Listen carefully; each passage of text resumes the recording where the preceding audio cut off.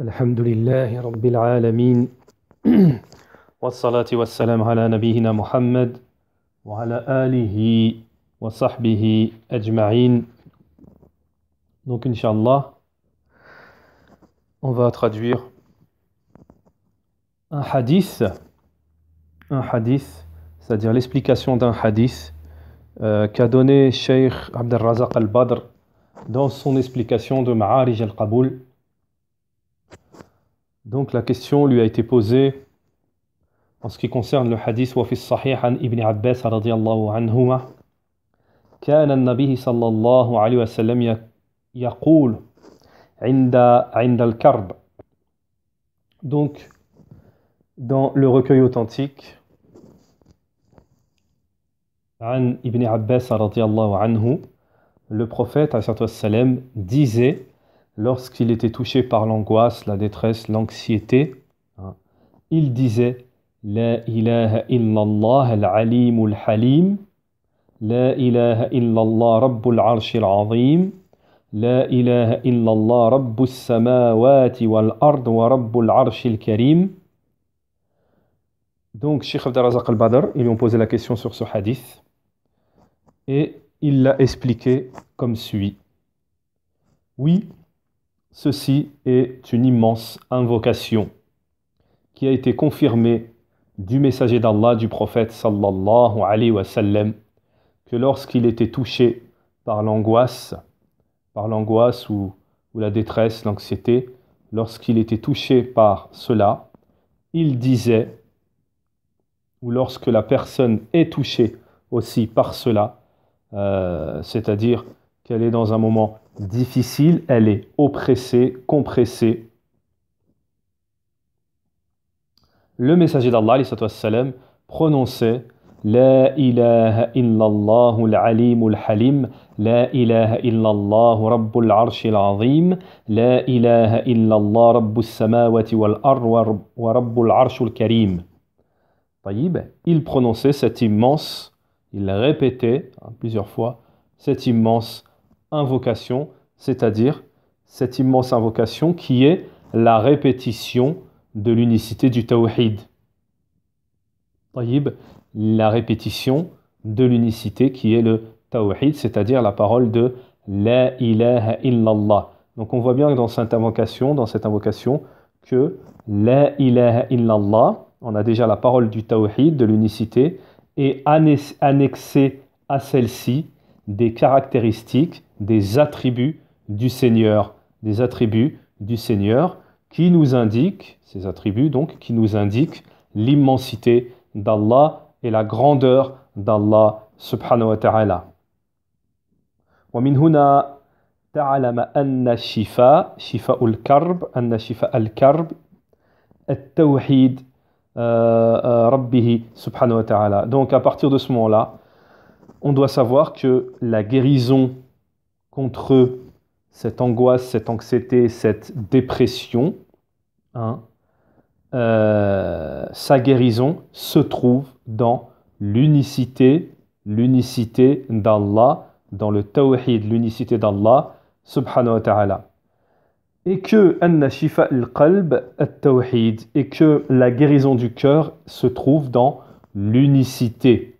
C'est-à-dire que la personne doit remplir son cœur d'unicité, de l'unicité d'Allah subhanahu wa ta'ala. L'unicité d'Allah subhanahu wa ta'ala. Fa inna kalimat la ilaha illallah hiya kalimat tawhid. Donc le cheikh nous dit La ilaha illallah, c'est la parole de l'unicité. Et cette unicité, celle pour laquelle, et c'est cette unicité pour laquelle Allah subhanahu wa ta'ala a créé les cœurs. Allah subhanahu wa ta'ala a créé le cœur pour qu'il soit unificateur envers Allah subhanahu wa ta'ala, c'est-à-dire muwahhidan, pour que le cœur il unifie Allah subhanahu wa ta'ala et qu'il concrétise La ilaha illallah. Le cheikh nous dit, c'est pour cela qu'Allah a créé le cœur, celui qui est dans ta poitrine. C'est pour la concrétisation de la ilaha illallah. إذا شغل المرء بالكرب أو شد. Lorsque la personne est éprise, elle est prise par cette anxiété, angoisse, dépression et cette difficulté, et qu'elle est prise par cela, elle doit occuper son cœur par l'unicité, remplir son cœur d'unicité, celle pour laquelle Allah a créé son cœur. Allah a créé son cœur. فعلى ماذا.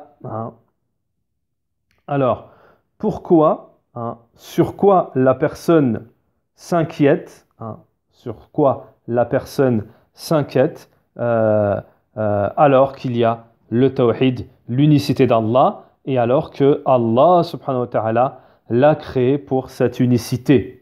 La personne doit occuper son cœur elle doit occuper entièrement son cœur par l'unicité d'Allah. Donc je répète, parce que le cheikh nous dit, Allah subhanahu wa ta'ala a créé ton cœur pour l'unicité, pour le tawhid.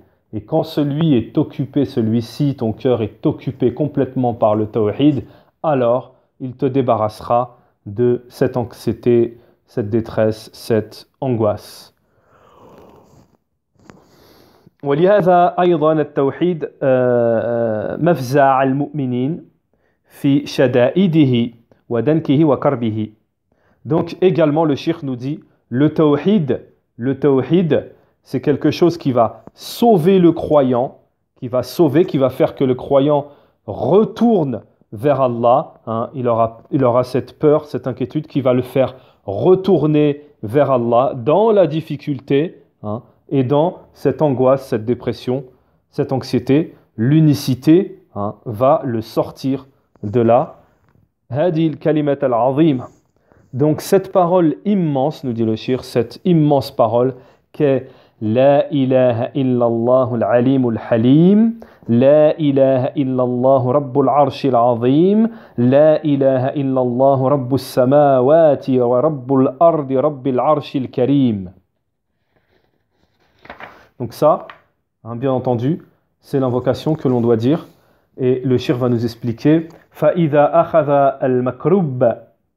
Et lorsque la personne celui qui est touché, le malade, celui qui est touché par cette angoisse, cette dépression, répète cette parole de l'unicité, tout en utilisant sa raison, c'est-à-dire il a la présence de ce qu'il dit, tout en étant conscient et tout en étant en connaissance de son sens, en ayant la connaissance du sens de cette parole de l'unicité, et tout en la concrétisant son sens, il n'y a aucun doute qu'après cela, l'angoisse disparaîtra de son cœur. L'angoisse, l'oppression disparaîtra de son cœur.